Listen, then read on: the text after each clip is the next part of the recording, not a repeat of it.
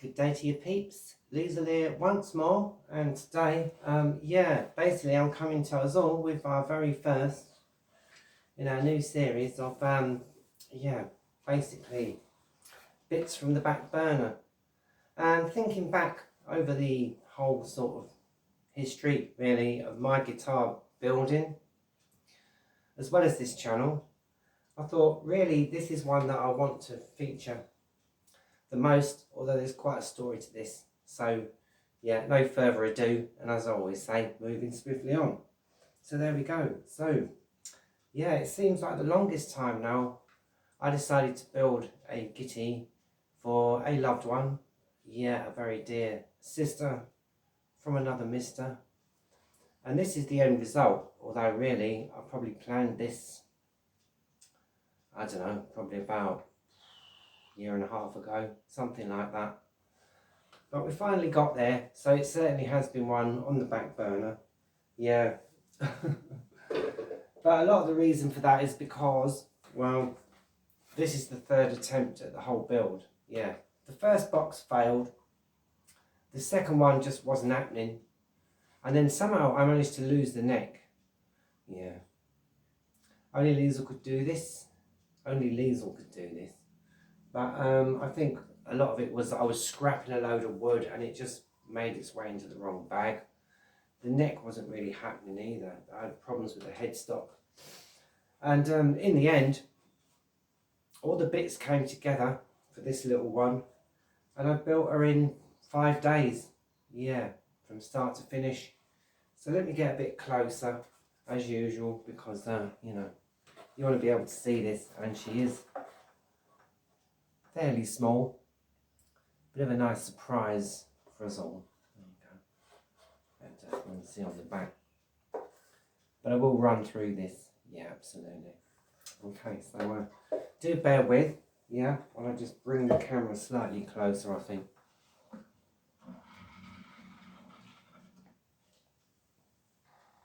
Yeah, that's a bit more like it. So, excuse me, peeps. Yeah, moving swiftly on. So yeah, basically, as I say, I did start this build. It had a completely different neck and it had a different body, so you could say it was a different guitar actually, although bits from the old guitar, like this stock at the end here, have been glued together from the other build, so they do kind of follow on. Actually, looking at it like that, it might make quite a nice little fiddle, right?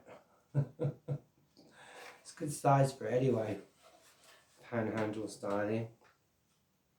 I don't know how to play a violin. No, don't let me try to kid you. I wouldn't in any case. But anyway, moving swiftly on.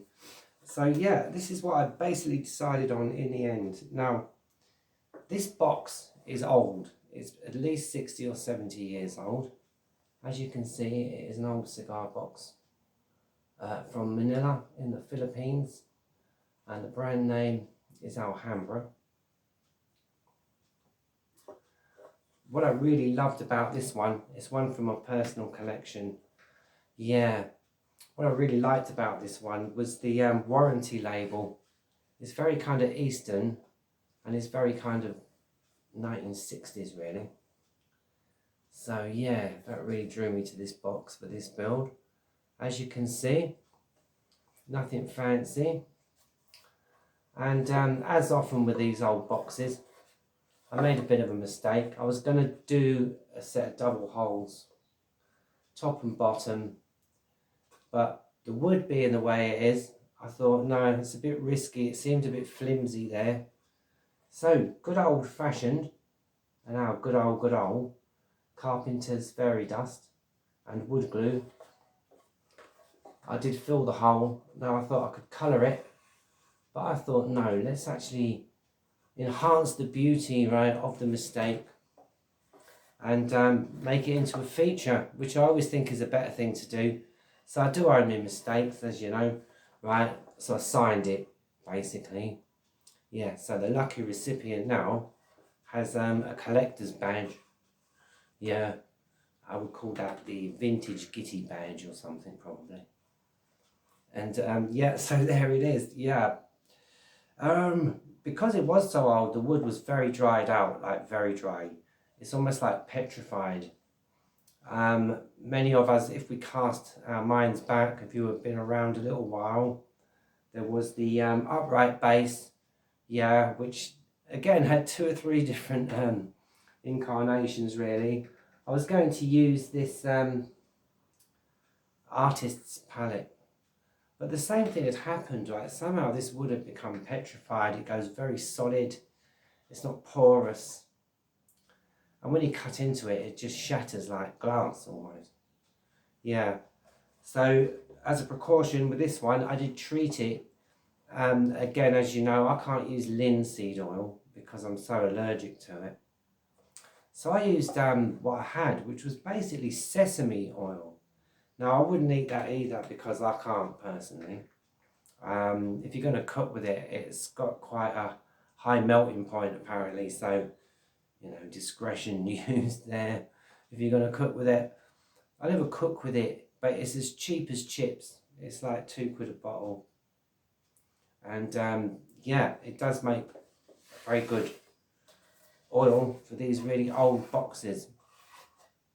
So yeah, basically I oiled, get your words out, I oiled the box and I left it for about 48 hours.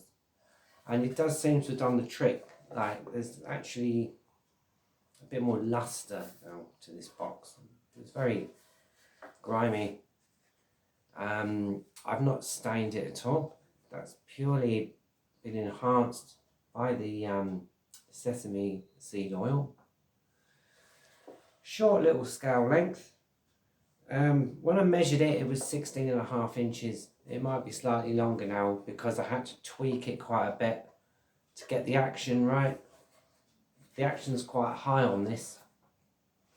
Yep, as you can probably see, and from that little demo at the beginning, I do know that I want to lower this nut here, probably by a couple of millimeters. Yeah, and I think that'll do it. Yeah, I mean you can play with fingers, so to speak. But you see the action's a bit high.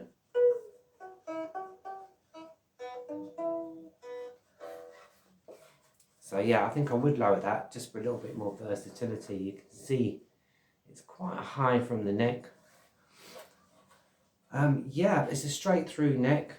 I did join 2 pieces of wood together for the heel, and this little square section on the bottom there was actually added on. It's an offcut from the old guitar, just to like strengthen it a bit really.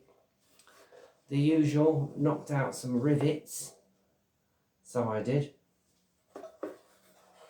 Front and back, just to make the receptacles, if you like, for the strings. They're going nowhere, hopefully. Yeah, and I would say that the build was fairly blessed, really. I just had an inkling, shall we say, on last week, Thursday morning, get down to the wood shop, game on. And yeah, I built this one in the end from scratch over the sort of next 4 days after that. So 4 or 5 days I built this one.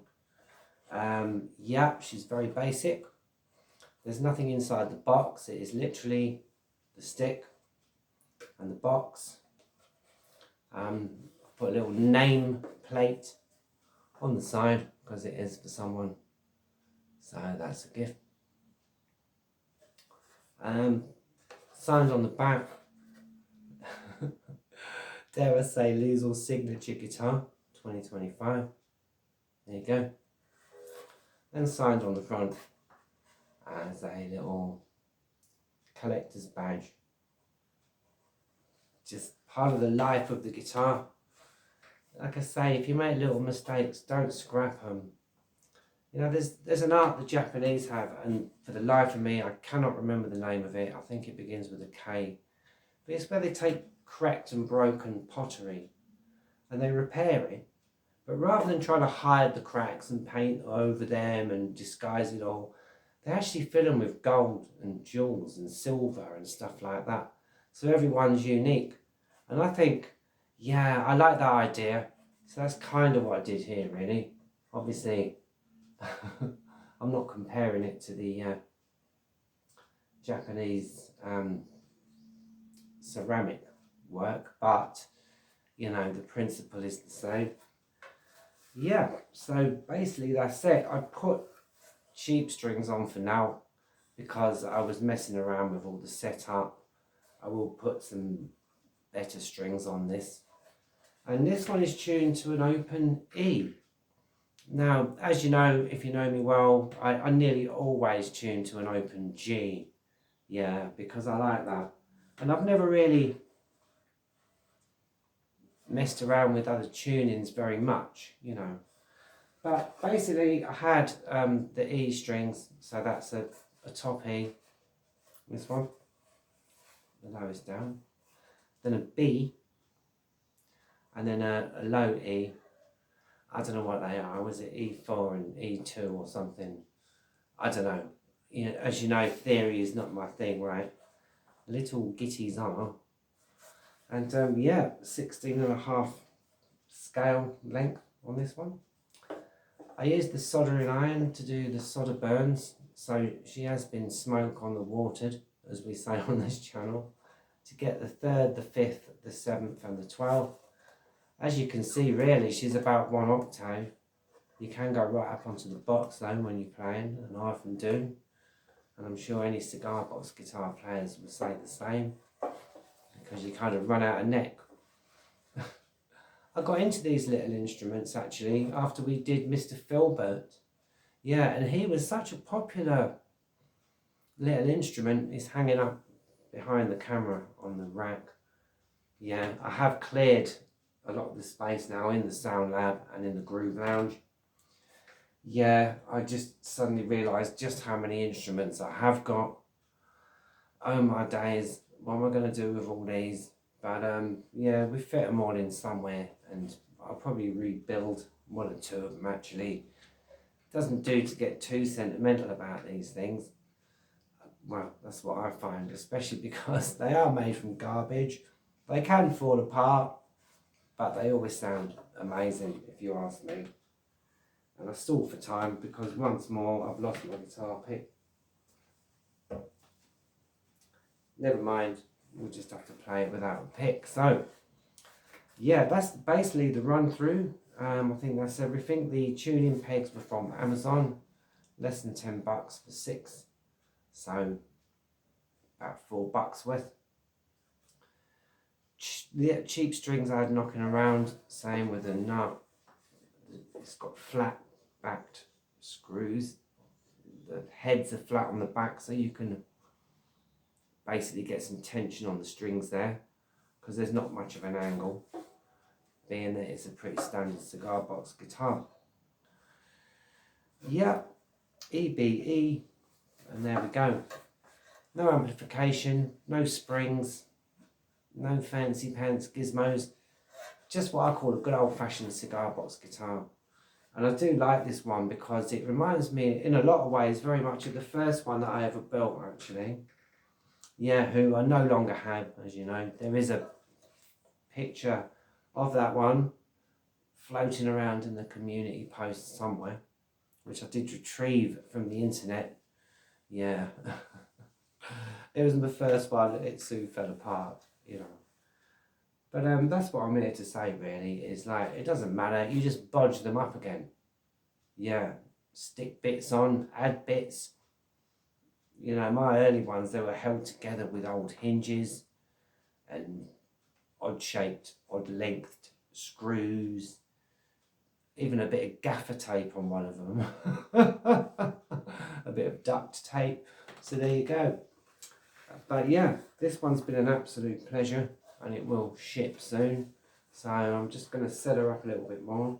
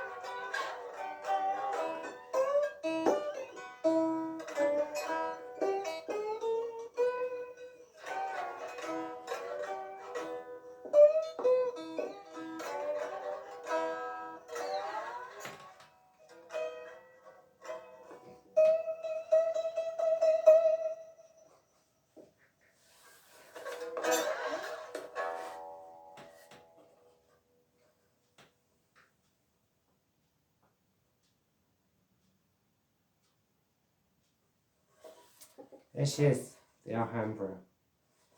Hope you enjoyed this one, peeps. Yeah, just something of a bit of a lead-in, really. A bit of an intro to our new series that we are getting on the way.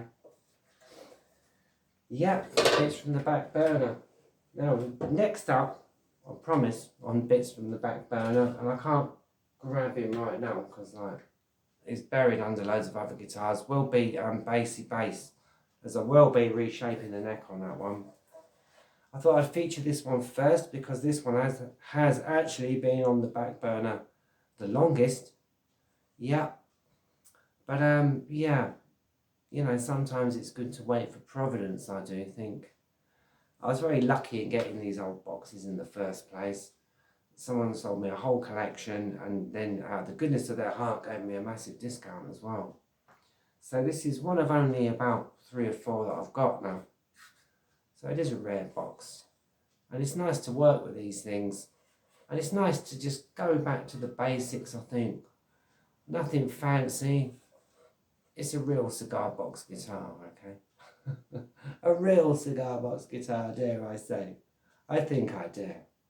So, quit while you're ahead, Liesl. That leaves only for me to say. Wherever you are, do stay safe. Whatever you're doing, do stay blessed. And whatever life brings, keep building. Okay then, peeps. That's it from me. And bye for now. Bye.